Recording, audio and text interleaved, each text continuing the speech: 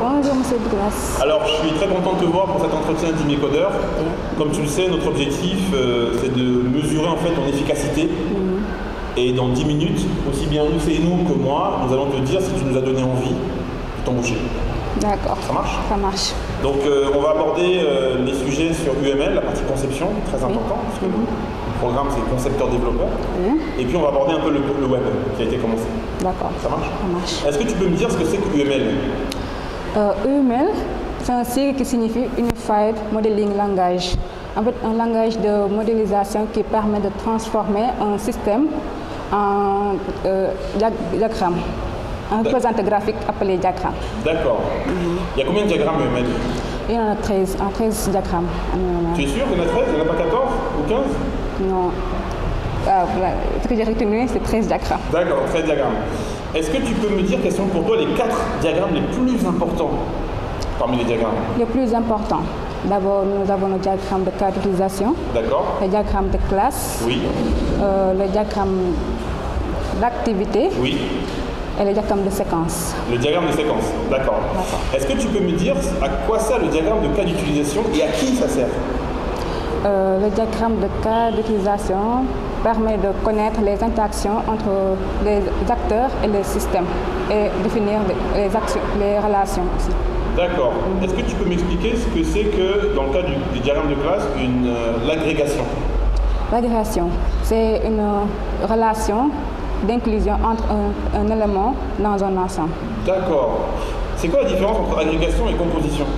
Bon, dans la relation d'agrégation, on a un losange vide à côté de l'ensemble. Oui. Et alors que pour la composition, on a un losange plein au niveau de l'ensemble. Et la disparition de l'ensemble, c'est entraîne la disparition de l'élément. Ok, très bien. Est-ce que tu peux m'expliquer ce que c'est qu'une interface? Une interface, c'est un contrat.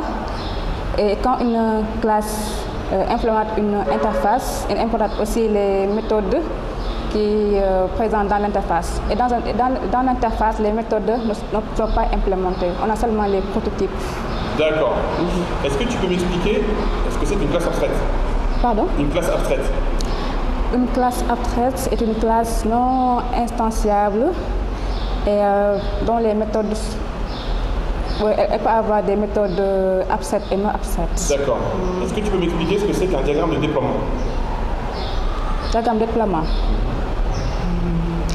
C'est un diagramme qui fait intervenir les matériels, par exemple les ordinateurs, les réseaux et autres. D'accord.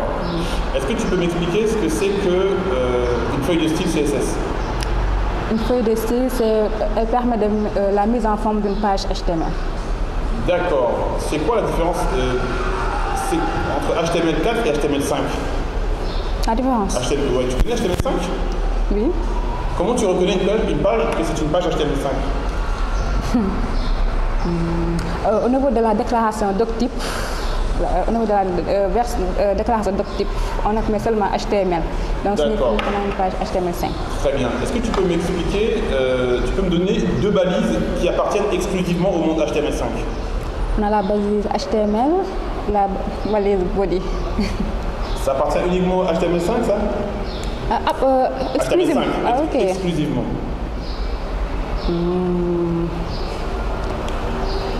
Header, la balise header et footer, c'est quoi? Non. Ah oui, tout à fait. Header et footer, tout à fait. C'est une nouvelle balise qui est balise audio et vidéo.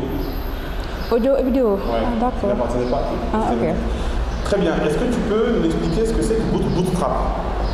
Bootstrap, c'est un framework exclusivement front-end qui permet de travailler la partie visible d'une page HTML. D'accord. Bon, comment j'ai fait pour mettre en œuvre Bootstrap? Tu peux me donner les méthodes, la méthodologie pour mettre en œuvre Bootstrap? Petit 1, petit 2, petit 3, comment ça fonctionne Bootstrap? On peut télécharger les sources au niveau du web et inclure les bibliothèques dans les pages HTML. D'accord.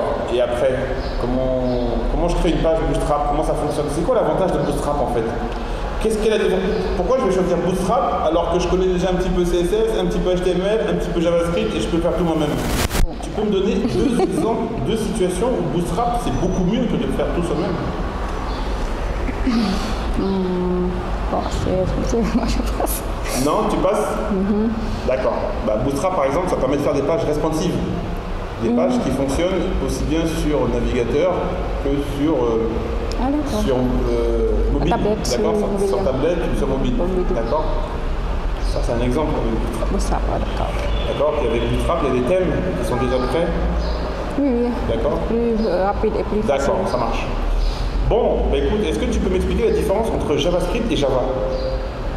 JavaScript et Java. Oui. D'abord, Java, c'est un langage précompilé. Et JavaScript, c'est un langage interprété côté navigateur seulement. Ça, c'est un, deux. Et pour le langage Java, pour le langage pour JavaScript, oui. Ce n'est pas sécurisé par rapport au langage Java. D'accord.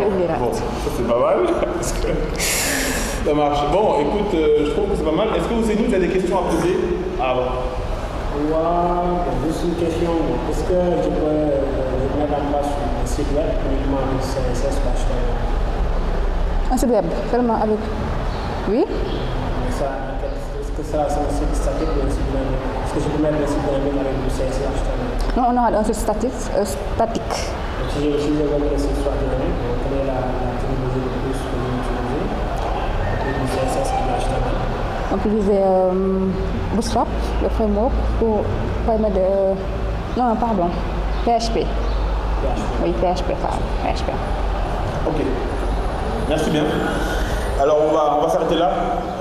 Awa, donc qu'est-ce que tu as pensé de ces 10 minutes Ça a été très instructif pour moi. Au moins, j'ai retenu certaines notions dans l'ensemble et ça permet aussi de pouvoir continuer dans cette lancée et pouvoir aussi me concentrer, de plus retenir les théories parce que ça c'est mon problème des théories. Bon, d'accord. Je ne connais pas du tout. Mais maintenant, je comprends mieux les termes et aussi je peux coder plus facilement les programmes. Très bien. Ousseynou, est-ce que Awa t'a donné envie de l'embaucher? Est-ce que en 10 minutes, est-ce qu'elle t'a donné envie de l'embaucher? Qu'est-ce que tu as pensé de ta prestation? J'ai bien aimé la prestation quand même. C'est bien débuté, elle a répondu pratiquement à toutes les questions. Sauf que elle ne me regarde pas. Ouais. Ensuite, il faut que tu regardes Ça va.